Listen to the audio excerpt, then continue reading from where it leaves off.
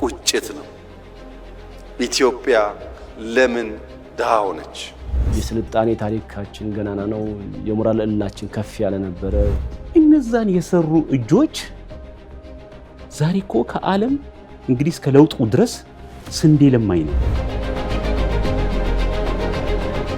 የኢትዮጵያ የኢኮኖሚ፣ የፖለቲካ፣ የስነ መንግስትና የማህበራዊ ውቅር ታሪክ ቀለመ ብዙና አንዳንዴም በተቃርኖ አጀብ ያለፈ ነው። ከሀገር ሁሉ ቀድማ ጉዞ የጀመረች ኢትዮጵያ፣ ለተቸገሩ ሀገራት ደረሰችላቸው ተብሎ የተጻፈላት ኢትዮጵያ፣ የዓለም ሰው ዘር ሁሉ መነሻ መሆኗን የሳይንስ ማህተም ያተመላት የሰው ዘር ሁሉ ምንጭ፣ የሰው ልጅ መነሻ ሀገር እኮ ነው።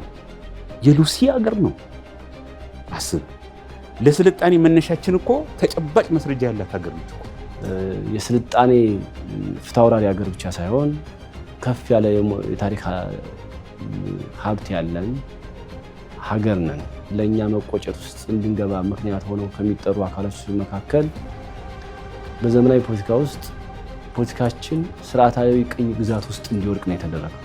ደግሞ በፈተናዎች መካከል የተረማመደች የጦር ሰልፍ ድል በልጆቿ ደምና አጥንት በተራሮችና ሸለቆች የጻፈች ኢትዮጵያ፣ ለማፈር ላይ የቆመች ምቹ ተፈጥሮ ትንፋሽ የታደለች ዳሽንንም ዳሉልንም ሀብት ያደረገች ኢትዮጵያ፣ በአጭር ቃል የሞላላት ደግሞ የጎደለባት ኢትዮጵያ።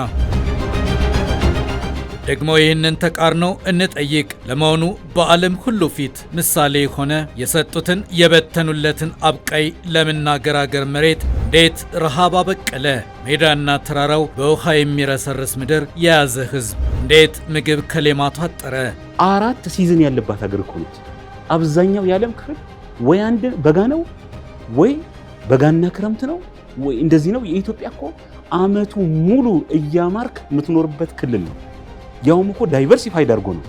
ብትፈልግ በምስራቅ፣ ብትፈልግ በሰሜኑ፣ ብትፈልግ በእንትኑ ይሄድክ ዓመቱ ሙሉ ተውበህ ምን ብለህ ሰርቲ መንዝፍ ሰንሻይን የሚባለው እኮ ሀገር ነው። ምንድነው የሆነው ታዲያ?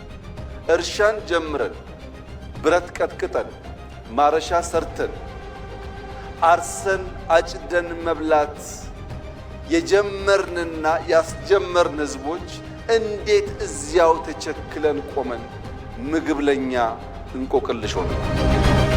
የቀደመ ሀገረ መንግስት ገንብቶ መልማት የሚያውቅን አባት እንዴት የተስማማ ሀገረ መንግስት መገንባትና ማልማት ርቆ የተሰቀለበት ትውልድ ተከተለው? መቅደምስ እንዴት በመዘግየት ተተካ? ቀድሞ ጉዞ የጀመረ እንዴት ከሰልፍ ኋላ ተገኘ? ጠቅላይ ሚኒስትር ዶክተር አብይ አህመድ በመደመር መጽሐፍ ውስጥ ያስቀመጡት እንደ አድማስ አለት የጠነከረ ወርቃማ ሐረግ እነዚህን ጥያቄዎች ጠቅልሎ የያዘ የቁጭት ማህደር ይሆናል። ዛሬ ላይ አልደረስንም ይላሉ። እርሳቸው እንደዚህ ይላሉ።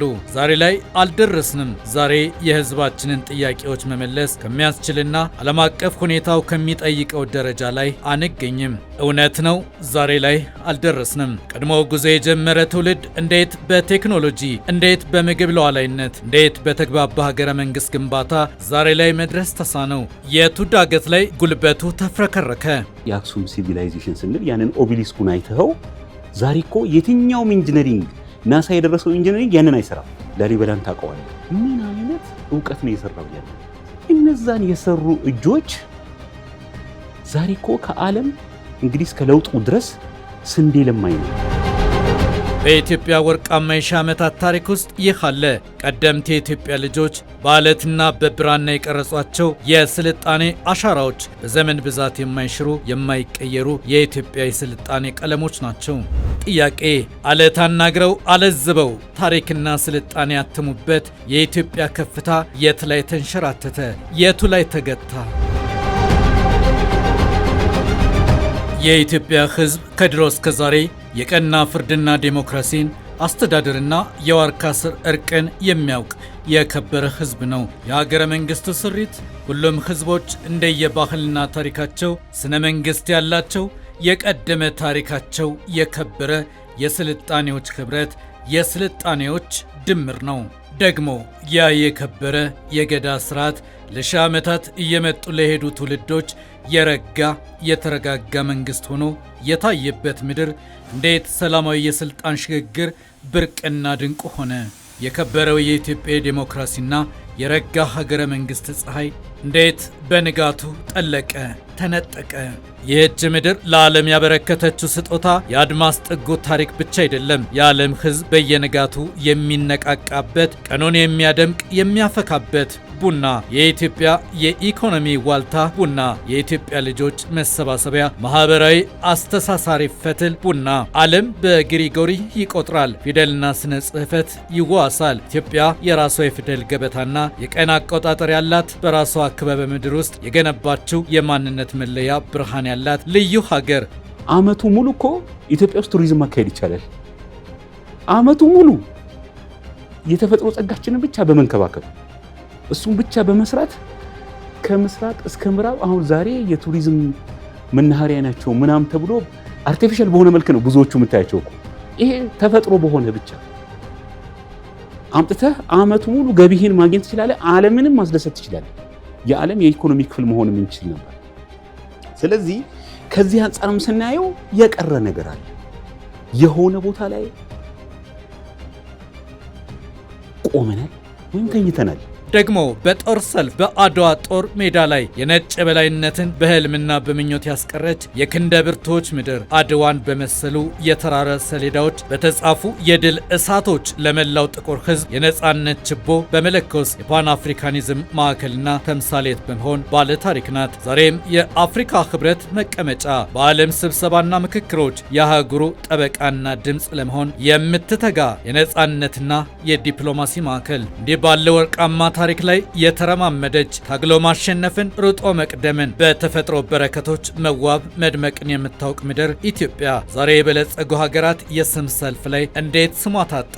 እንዴት ደኸየች? እንዴት ተሸነፈች? እንዴት ለእርዳታ እጇን ዘረጋች? ነዳጁም አለ፣ ወርቁም አለ፣ በጣም ብዙ ማዕድናቶች አሉን። በአጠቃላይ የውሃ ሀብታም ነን፣ የብዙ ነገር ሀብታም ነን፣ የታሪክ ሀብታም ነን፣ የስልጣኔ ሀብታም ነን፣ የቅርሳቅርስ ባህል ሀብታም ነን።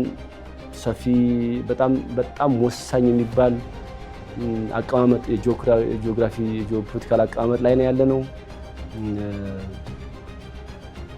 የቀይ ባህር ባለቤት ነበርን። ዋናው የኢትዮጵያ የስልጣኔ መሰረት ከሚባሉትና መሰረታችን ከሚባሉ አንዱ የቀይ ባህርና የደን ስላጤው በሙሉ ባለቤት ነበር። ደግሞ የኢትዮጵያ ታሪክ የተቃርኖ ገጾችን እንግለጽ። የኢትዮጵያ ያለፈ ዘመን የስልጣኔና የሀገርነት ታሪክ ግማሽ ብርሃን እኩሉ ጨለማ ነው። ትውልዱ ይህንን ይጠይቃል። እጅግ የሚያስቆጨውና መልስ የሚያሻው ጥያቄ የሚጀምረው እዚህ ላይ ነው። ከአፋር እስከ ጋምቤላ፣ ከሁመራ እስከ ባሌ የተዘረጋው የዓለምና አብቃይ መሬት እንዴት ረሃብ አበቀለ? እንዴት ችግር አበቀለ? አባይን ጨምሮ ግዙፍ ወንዞች በተራራና በሜዳ ገስግሰው ድንበር የሚያቋርጡባት ኢትዮጵያ አሳዛኝ ነው። ሕዝቧ በየዘመናቱ ከድርቅና ከምግብ እጥረት ጋር ይታገላል፣ ዋጋ ይከፍላል፣ ይታመማል፣ ይሞታል። አሳዛኝ ነው። ውሃ ሕይወት አስቀጣይ ተአምር ነው። ኢትዮጵያ ደግሞ በውሃ ላይ የቆመች ውሃ የለበሰች ደመና የተከናነበች ምድር ናት። በጣም ትልልቅ ምርጥ የሚባሉ ወንዞች ያለበት ሀገር ነው። ይህ ውሃችን መስኗችን መሆን ነበረበት። ይህ ውሃ የፋብሪካዎቻችን ግብአት መሆን ነበረበት። አልተደረገም። ምንድነው የሆነው? በየጊዜው ሀገር በመምራት ኃላፊነት ያለፉት ሰዎች ምን ያክል ይህንን ችግር ፈቱ? በደርግ መንግስት የማዕከላዊ ፕላን ሊቀመንበር የዘመናቸውን ጉድለት በሻመላው ትውልድ ጽፈዋል። እንደዚህ ይላሉ። ሶሻሊስት እድገትና ጎዳና ከተመረጠም በኋላ እንዴት ሀገራችን ለነበረችበት የእድገት ደረጃ በሚመጥን መልክ ለመቀየስና ለመተግበር አልተሞከረም የሚለው የዘመኔ ጥልቅ ጥያቄ ነው ይላሉ። ይህ ተቃርኖ የሚመነጨው ከተፈጥሮ እጥረት ሳይሆን ከተፈጥሮ ሀብት አጠቃቀምና የተዛባ የፖለቲካ ኢኮኖሚ አስተሳሰብና አተገባበሩ ጉድለት ሆኖ ይጠቀሳል። ከተሳሳተ ፖሊሲ ብዙ ትውልድ ተሻጋሪ ዳፋ ያላቸው ጥፋቶች በቀሉ። ሌላ የሚያስቆጭ ሀቅ በ21ኛው ክፍለ ዘመን ሳይንስና ቴክኖሎጂ በከፍተኛ ደረጃ ላይ እያለ ኢትዮጵያ አሁንም ምግብ ከውጭ ማስገባት አቁማ በራሷ እግር ለመቆም እየተጋች ነው። ለም መሬት ያላት ሀገር ሕዝቧን መመገብ ካልቻለች ይህ የአስተዳደር ውድቀት ሳይሆን ምን ይባላል? የዚህ እውነታ ክብደት ልብ ላይ እንዲሰማ የሚገባ ነው። ኢትዮጵያን የመሰለ ለፈጣሪ የቀረበ አኩሪ ታሪክ ያለው የነጻነት ገድል ያለው ብዙ ህዝብ በተፈጥሮ የታደለ በኪነ ህንፃ በባህል በታሪክ ምንም የሚያሳፍር ነገር የሌለው ህዝብ እንዴት ድሃ ሆነ? እንዴትስ ለማኝ ሆነ? በታሪክ ውስጥ የተፈጠሩ የሐሳብ መናቆሮች፣ የተቋማት አለመጠናከርና የፖለቲካ ባህላችን አለመብሰል ሀገሪቱን ወደ ኋላ ጎትተዋታል። ቀድሞ ነፃነቷን አስከብራ የኖረች ሀገር በዘመናዊ የፖለቲካ ስርዓት ግንባታ ግን ከሌሎች የኋሊት እንድትገኝ አድርጎናል። እንጠይቅ። መቅደም በመዘግየት እንዴት ተተካ? ቀድሞ ጉዞ የጀመረ እንዴት ከሰልፉ ኋላ ተገኘ? በ20ኛውና በ21ኛው ክፍለ ዘመን ዓለም በከፍተኛ ፍጥነት ስትቀየር፣ እኛ ግን በውስጥ አለመግባባቶች፣ በጦርነቶችና በስልጣን ሽግግር ውዝግቦች ጊዜያችን ባከነ። ይህ ዴሞክራሲያዊ ተቋማት እንዳይገነቡና ህዝቡ በአስተማማኝ ሰላም ውስጥ ህይወትን እንዳይመራ እንቅፋት ሆነ። ታሪክ ጸሐፊው ተክለ ጻድቅ መኩሪያ ከ1967 አብዮት በኋላ የነበረውን ሀገራዊ ቀውስ የካቲት ንቅናቄ በሚለው መጽሐፋቸው በጸጸት ቃል ጽፈውታል። ከእውቀታችን ማነስ የተነሳ ያ ሁሉ ህዝብ በራሱ በወገኑ ህዝብ በጭካኔ እየተጨፈጨፈ ወደዚህ የኮሚዩኒዝም አስተዳደር ይወድቃል ብለን ለመገመት አልቻልንም። በጉልበታችንም በአእምሯችንም ደካማነትም ሀገሪቱ ወደዚህ ውድቀት የሳቡትን ሀይ ብለን ማስቀረት አልቻልንም። የጸጸት ድምፅ ይናገራሉ።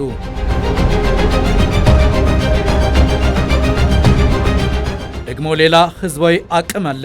በአሁኑ ወቅት የኢትዮጵያ ህዝብ ቁጥር ከ130 ሚሊዮን በላይ ደርሷል። ከዚህ ግዙፍ ህዝብ ውስጥ 70 በመቶ የሚሆነው ወጣት የነብር ጣት ነው። እዚህ ላይ እውነታው ይፈተሽ። ብዙ የተማረ ኃይል እያላት ለችግሮቿ በቂ መፍትሄ ያላገኘች ኢትዮጵያ አለች። መድኃኒት አዝላ የታመመች ምስኪን እናት።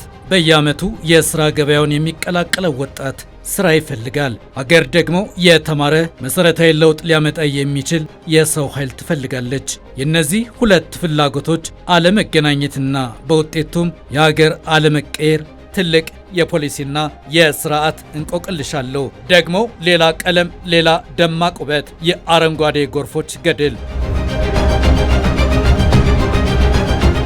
በአትሌቲክስ መድረክ ዓለምን የምናስደምም በጽናትና በፍጥነት አረንጓዴ፣ ቢጫ፣ ቀይ ባንዲራችንን በከፍታ ላይ የምናውለበልብ ህዝቦች ነን። የአትሌቶቻችን ጽናት በኢኮኖሚውና በሳይንሱ ዘርፍ ላይ ቢደገም ኖሮ ሀገራችን በአጭር ጊዜ ውስጥ ልትቀየር ትችል ነበር። ሆኖም ግን የወጣቱን ጉልበትና የተማረውን ሰው እውቀት በአግባቡ የሚያስተናግድ የኢኮኖሚ ምህዳር ባለመፈጠሩ እውቀታችንና ጉልበታችን ለችግሮቻችን በቂ መፍትሄ ሳይሆን ባክኖ ቀርቷል። አሳዛኝ ነው፣ ይቆጫል። የተዘረዘሩት ውብና በጎ ነገሮች በሙሉ ኢትዮጵያ ውስጥ አሉ። ይህ ቁጭት ግን የተስፋ መቁረጥ ምንጭ አይደለም። ይልቁንም ይህንን ተቃርኖ ሰብረን ለመውጣት መነሻ ሊሆን የተገባ የትውልድ የሽግግር ድልድይ ይሁን። በእውቀትም በቴክኖሎጂም በተቋማት ግንባታም መራመድ በሚገባ ልክ ሳንራመድ በብዙ ነገር ወደ ኋላ ቀርተን መጥተናል። ይሄ ማስቆጨት ብቻ ሳይሆን በየዘመናችን የየትውልድ ባለዳ ሆነን ነው የመጣነው። እንደው ዝም ብሎ መቆጨት ብቻ አይቻልም። እያንዳንዱ ትውልድ በትውልዱ ልክ የትውልድ ዕዳ አለበት። ይህንን እንደ ትውልድ እንጠይቅ። የአባይ ልጅ እንዴት ውሃ ጠማው? የባሮን ልጅ፣ የአዋሽን ልጅ፣ የተከዜን ልጅ እንዴት የሚበላው ቸግረው? አባቶቹ ድንጋይ አለዝበው ያናገሩ የጥበበኞች ልጅ እንዴት ክንዱ ለእርዳታ ተዘረጋ? የአባይ ልጅ ለምን ውሃ ጠማው? የመደመር ትውልድ ይጠይቃል። መንግስት ዛሬ ላይ ሆኖ ነገም ብቻ ሳይሆን ነገ ላይ ሆኖ ዛሬ ማወቅ አለበት። ዛሬ ያለ ውስን አቅም፣ ዛሬ ያለ ስብራት፣ ዛሬ ያለ እንካ ሰላምታ የሚቀጥል ከሆነ የልጆቻችን እጣ ፈንታ ግልጽ ነው። ስደት ነው፣ ልመና ነው። እኔና እናንተ ያየነው መከራ ልጆቻችን እንዳያዩ ከፈለግን ዛሬ ላይ ሆነን ለነገ ስብራት መጠገን አለብን። የመደመር መንግስት ደግሞ የዓመታት ሀገራዊ ዝንፈቶችን ለማቃናት በትውልዳዊ ኃላፊነት ዘላቂ መሰረት እያቆመ ጉዞውን ጀምረዋል።